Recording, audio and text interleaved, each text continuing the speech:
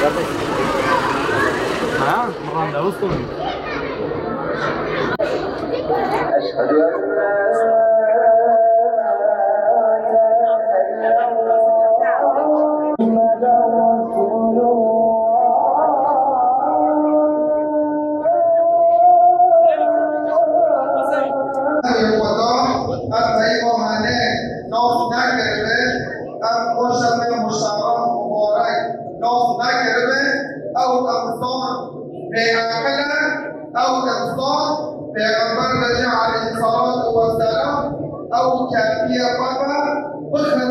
بسم الله الرحمن الرحيم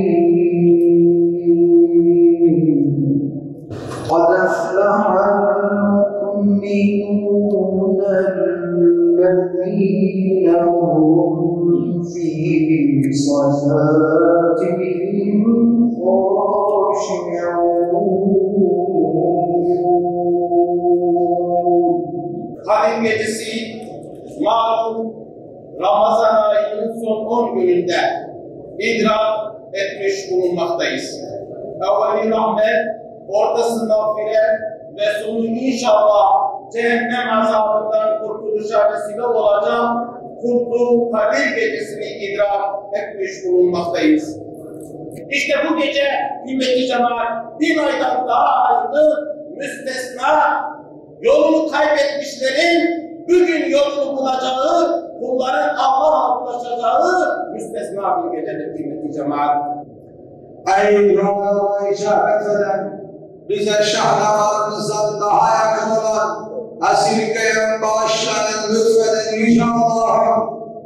eylerini ve gökleri yoktan var eden, gizli açık her şeyi hakkıyla bilen, mülkün, saltanatın ve oturmalıkların sahibi, gözden uzak, gönle yakın her şeye kadir olan Yüce Allah'ım, biz ancak sana ibadet eder ve ancak senden yardım dileriz. Ey Hudaymızın, evvel hoşan eyledik kırız, emhatine bender gayete, ya Rabbi bana duayı emdikim, وأن دعاء عرفه ودعاء أوزاي الله جعلنا وسكت يوم بتراه يا ربي يا رب المسلمين لتمام الحياة الإسلام الدنيا المسلمين يا رب أعرف عليك أفراد يا ربي يا رب دعاء خلاص يا ربي يا رب تشهيد مقبول يا ربي يا رب تشهيد بركة محروم لك يا ربي يا رب وشهادة بالسبب عفو يا ربي آمين الحمد لله رب العالمين الفاتحة